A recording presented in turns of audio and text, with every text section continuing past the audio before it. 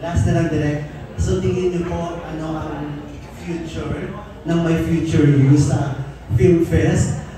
Considering na hindi naman talaga ito ginawa intended for MMFF, di po ba? Ang ilang mga kalaban ay talagang pang Film Fest nung ginawa nila yun at alam naman nila yun na para talaga sa MMFF. So tingin niyo ano po ang laban ng pelikula nila? Honestly, medyo mabigat yung labanan. Kasi karamihan ng entries, mga director ko dati. Direk Chito, AD ako ni Direk Chito, Pepe Jokno, AD niya ako, Jun Lana, script ko niya ako dati, si Dan Villegas, AD niya ako dati. I mean, karamihan ng mga... Tapos paano direk pag natalo mo sila? Ayokong isipin yun, kasi mga mentors ko sila, kung ano mo ngayon ay nakita sa kanila. Natutuwa lang ako sa ideyang magkakasama kami sa isang festival to celebrate film. Actually, ang ini-excite ko sa night is makita sila. Kasi ang tagal ko nila hindi nakikita. Even sila ATV, sila Junay, mga naging artista mo nung 80 pa ako, doon ako mas nai-excite more than the competition. I mean, blessing na lang ni Lord kung meron. Pero for me, the awards night is just a celebration ng mga filmmakers na magkakasama that night to celebrate films. Doon ko siya tinitingnan actually. Salamat. Thank you, Gorgie. Last two questions. Alan Jones this time. Maiksi lang yung question ko. Ayan, pwede kayo mag-holding hands habang sinasagot niyo yung question. Galing sa sagot niyo kanina yung yung tanong ko. Sir, sabi mo kanina yung parang taong gusto mong maging part ng future mo, parang mukhang malapit na. Sabi mo, di ba? Parang malapit na feeling mo. Diretsuhan na. Si Francine ba yun? Opo. Wow! Ang bilis! Bakit mo nasabi sir, na mukhang malapit na?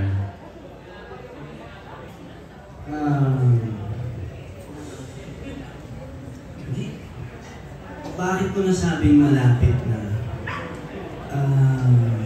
Kasi hindi na ako lalayo eh.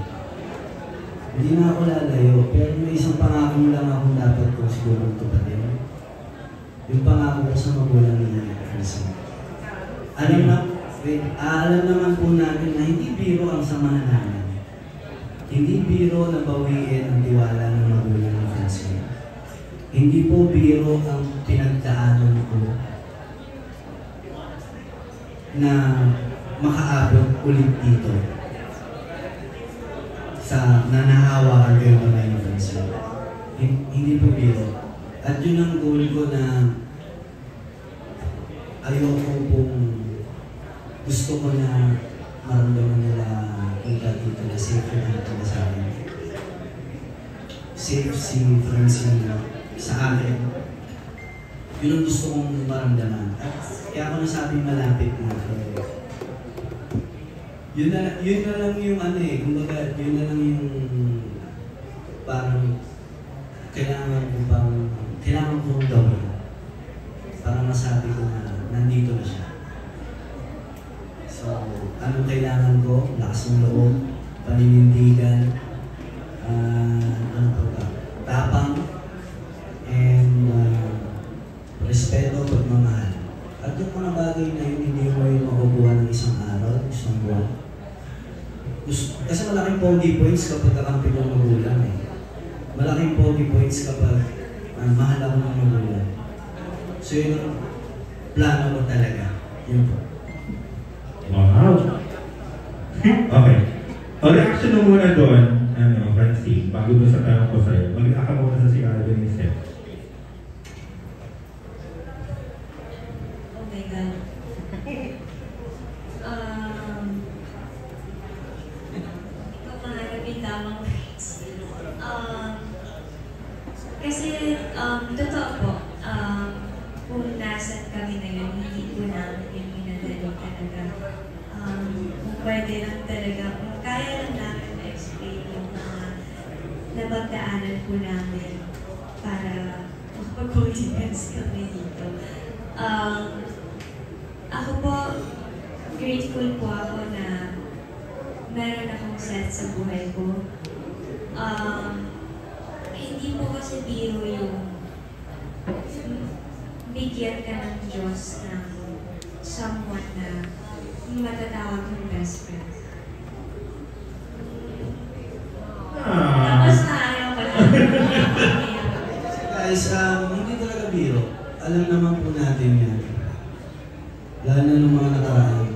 Hindi biro. Hindi po biro na gawin ng tiwala ng magulang ni Francine at ni Francine. Hindi po biro yung sobra ko pong ginalingan. And alam ko kulang pa. Alam ko meron pa akong kayang magawa. Alam ko na meron pa akong kayang ibigay. And yun yung gusto ko. Para pagdating ng panahon, ano man ang mangyari, mahal nila ako. Kahit ano man mangyari, mahal nila ako. Yun ang plano ko. Kaya pag tinatanong kami, kayo na eh, hindi naman kayo na. Hindi po biro guys, hindi po biro na kami agad. Hindi. So, pwede mo sabihin siya na tinatrabaho mo pa para Opo. maging Matagal po ito, matagal. Hindi siya isang buwan, hindi siya. At di ako nagmamadali. Hindi kami nagmamadali. Okay kami ng magulang ni Francine nila tito-tita. Okay din sila mama, kay Francine. Okay kami doon. Diba? Nakakadalaw po ako sa bahay nila. Pinapayagan ako nila tito-tita na ihatid, sunduin siya sa school. So, okay, basta oras, set, uwi. Set ganito oras, dito si Chino. Okay. Di ba? Wala sa isip namin na madaliin ng mga bagay-bagay, pressure ng mga sarili namin, na magmahal, na mag-commit, na mag-ganyan. Pero, hindi ibig sabihin na ganyan lang kami, sisirain ko yung tiwala ni Francine. No, binubuo ko nga ang tiwala ni Francine. Kaya kahit ganito kami, may make sure ko na yung trust namin sa isa't isa, malakas yan, na kahit sino hindi yan kaya sirain. Yun ang gusto ko. Kapag dating ng mga taon, yung trust namin, malakas. Yun, maraming taong nakaalalay sa amin. Yun po. Ang ganda. Hindi, pero ito last na for Francine talaga kasi base rin sa sagot mo kanina. Sabi mo, meron kang tao na gusto mo. Di ba? Yung sasagot mo kanina doon sa future, ganyan-ganyan. So, diretsuhan din. Si Seth din ba yun? Yung tao na gusto mo? Yes. Pwede naman yung mag-holding hands, ah. Kasi yung tanong ko po. Ginawa ko lang naman yun sa mga sagot niyo, ha? In fairness, ang tanong ko. Galing din sa inyo yun. Thank you for the answer. Salamat. Thank you, Alan. Down to our last question, si Bix. Congratulations sa Brown Beach. So, ibig sabihin ba, pagkatapos ng metro relocations, ready ka na set na mamili daw 5%?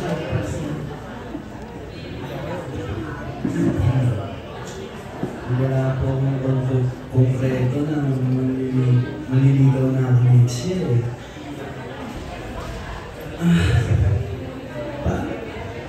Parang hindi po ligaw. Parang wala pa po sa isip ko ng ligaw. Pero siguro paraan ko to pre-ligaw. Parang ganun siya. Parang mas ligaw sa magulang kaysa ligaw kay Francine. At pag tumating yung ligaw, talagang manliligaw ako. Mapapadali na lang yung trabaho ko, di ba? Baka mamaya, pwede ba manligaw? Ang sagot, oo na agad, di ba? Alam mo yan na, yung nag-i-invest muna ako, kumbaga para yung matinding support sa likod ko is yung magulang ni Francine. Di ba? Mismo, ang sakit pakinggan bilang lalaki ng magulang ng babae, sasabihin na, asan si Seth? Ba't di mo kasama si Seth? Oh, pumunta kayo dito ni Seth, di ba? Na hinahanap yung presensya mo. Napakasarap nun sa pakiramdam bilang isang lalaki na ang magulang ng babae hinahanap yung presensya mo.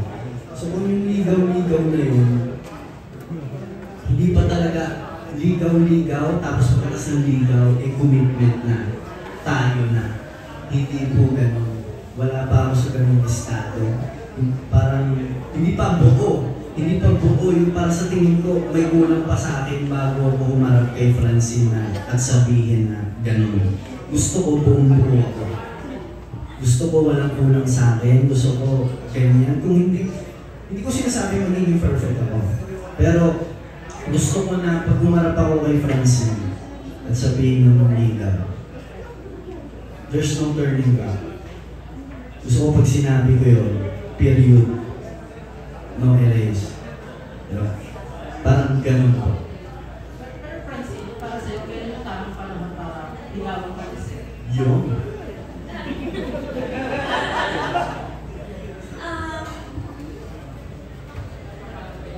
Okay. Una sa lahat, bakit naniligaw? Diba, to win a girl's heart, sabi nga nila. Para sa akin, wala namang timeline yun eh. Gaya ng pag nagkakagusto tayo sa isang tao, di ba? Hindi naman natin pinaplano na ay magiging crush ko siya. Hindi naman natin pinaplano sa magiging engage natin eh. Once na mag-feel mo na I think it's the right time, then go for it. Lalo sa panahon ngayon, ako, naiisip ko na parang ang bilis ng takbo ng oras. Parang kahapon na nalo kami sa gold pa rin ngayon or sa media ko na kami at sumasagot ng mga tanong po ninyo. Kaya para sa akin, parang sa loob ng kahit na isang minuto, lang ang daming pwedeng mangyari agad. Kaya kung tingin mo na, kasi pag na-feel mo, ito na yung tamang oras at wala namang masama sa gagawin ko, then why not? Go for it. There's no timeline naman na pagdating sa love eh. Pag naramdaman mo, ayun na yun. There's no turning back.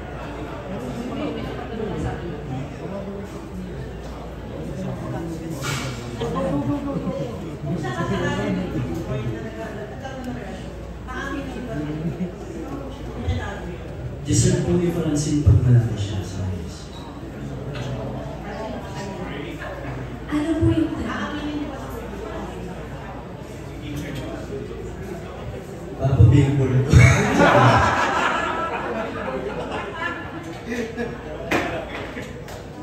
Oo naman po. Kung mangyari man po, oo naman po. Pero hindi po ibig sabihin na pagkat aaminin or inamin in the future, if ever, hahayaan na rin po na maging curious ang mga tao sa kung anong meron kami in the future. Kasi sa akin po kapag sinabing love ng isa't isa, dapat protected na yung meron kayo eh. Kung ako po, kung magiging girlfriend ako in the future, ayoko po may magiging elephant. Gusto ko po pangalagaan. Kaya, yun po. Maraming salamat, Francine, Seth, Mosa, and Chris, for candidly answering our questions. Let's